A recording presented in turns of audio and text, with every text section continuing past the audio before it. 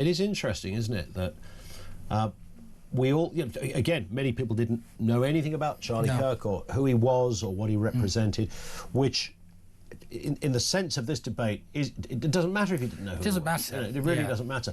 But it's kind of what he represented, where this happened. I mean, there is a very...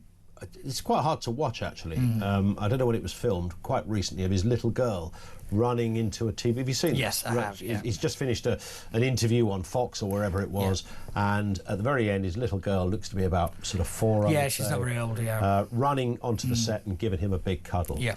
And somebody yesterday took away that little girl's dad. They decided, nope, you haven't got a right to have a dad anymore, and happiness that would normally go with it, Christmas around the corner. I'm going to remove that from you based on nothing more than I disagree with you. Yeah, it was done by a coward and a person with a word I can't say on this channel. I hope they can find this person. I hope they do. I know that sounds, of course, everybody hopes you can find him. But I hope we hold him up, or whoever it is, because we have to now deal with this in a way that we've not been able to do for quite some time. There is a very profound moment here, and unfortunately, I said it some time ago, it will take a moment like this for us to grow up. Our politics has to grow up, stop the name calling, stop the playground antics. It's got to change. Otherwise, there's just got to be more bodies. This man could fry for this if he is caught. They have the death penalty in Utah. Well, I don't think it's the electric chair anymore, but whatever it is. I'd make him sit and watch that video of the little girl running on the stage for the rest of his life. It's really tricky to watch in the context of this, and I think, just to go back to Rachel's message, it is, you know, certain stories for different reasons just kind of get you, and I think with this, the audacious nature of what happened, the fact that it was in public, the fact that his wife and kids were sitting in the audience, the fact that there was, you know, every student that was there in that field, there were hundreds and hundreds of them, you know, just watched a man murdered in broad daylight. I mean, the knock-on effect of all of this is just horrific. Staggering. We are going to come back to more comment on this and throwing out, and I hope understandably, I hope it's a reasonable question on a day like this to ask, how has politics become so divided?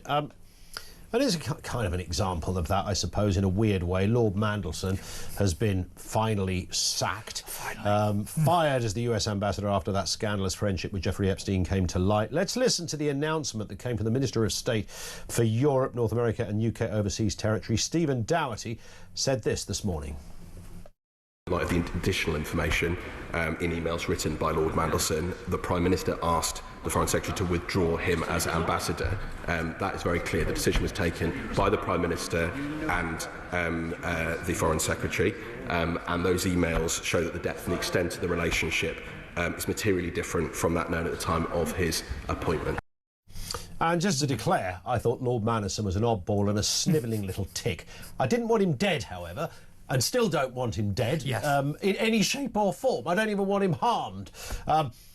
But he's lost his gig, and rightly so, frankly, Peter, because, of course, what came out here wasn't, you know, you can't help if you knew somebody before they knew he was a wrong. That's fine. Unfortunately, Lord Mandelson knew Epstein before and during the time when people knew he was a wrong and stuck with him and sent him nice little notes. Yeah, my best Keep pal. fighting, my best pal. My best pal. We love you, Jeffrey. Yeah, the man's in words. jail at this point, waiting to find out what's going to happen with an accusation for sexual crimes against a minor.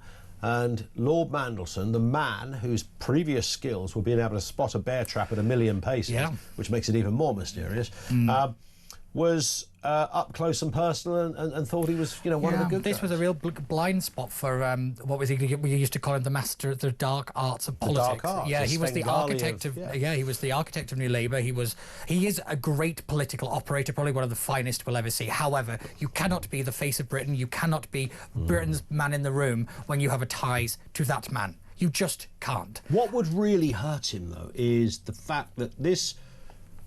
You know, I kind of find these stories fascinating on so many levels. This would have meant so much to Peter Mandelson, this job. This was, you know, he's the great sort of boomerang politician. He's come back a couple of times from being He's like the fired. cockroach of politics. Indeed, he just returns. You couldn't annihilate this man, politically speaking, because he just sort of returns. And here he was, sort of into his 60s, I'd imagine. What a great retirement gig. You become the ambassador of the to the United States. Only yesterday he was in the White House with Trump for an hour. He spent with Trump. They actually had quite a weird kind of friendship that none of us thought expected. Yeah, exactly. Yeah.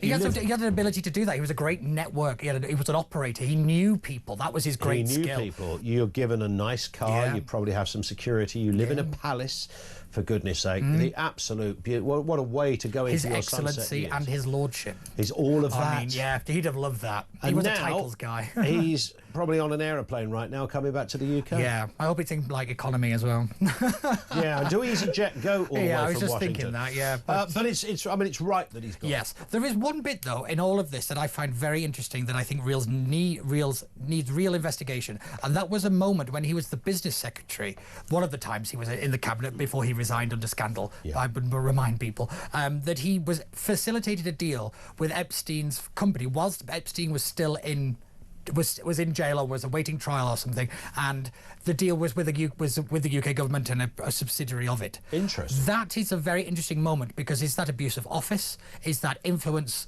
beyond the steps of a cabinet secretary? That's the one that sticks to me.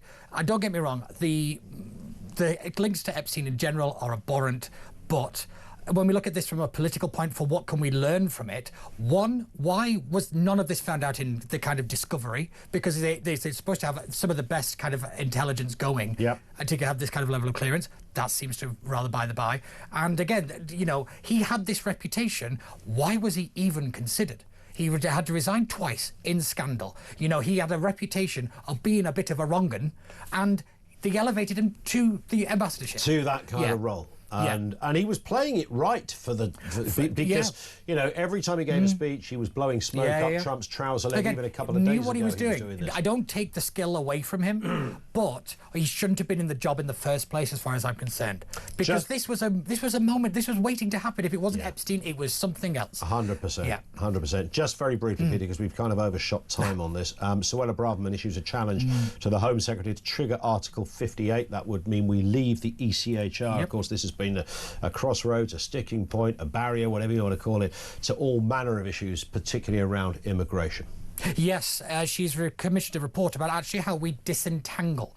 It's actually quite an interesting bit. I've only read this executive summary, but I do plan to read the whole thing, because this idea you could just yank Britain out of it is rather preposterous, because we're so ingrained into the ECHR. Every bit of our legal system has got its fingers in it, it's all over the place. It's somewhat infected. I like to use that word, but the report is about how we pull out in terms of making sure we still have the enforcement of rights, and also how we cooperate with other nations, because in a lot of the international treaties have the ECHR as a binding part of it. Now, the Good Friday Agreement is a prime example, but in the report apparently it says that it's only referenced. It's not actually integral to it, because everyone said you can't pull out of the ECHR because of the Good Friday Agreement. I can't help but feel you can, you just don't carry on the violence of the Good Friday. Was it Jack Straw that said recently you could? Yes. I mean, most people seem to think you can, because I remind people, pieces of paper don't keep peace. Belief in the piece of paper keeps the peace. That's what it is. If you don't want to start fighting again, you don't have to start fighting again because you don't have a piece of paper. Yeah, fair point. Peter, thank you. Thank you for having me. Good to see you again. Peter Barnes, political strategist, with us on the programme.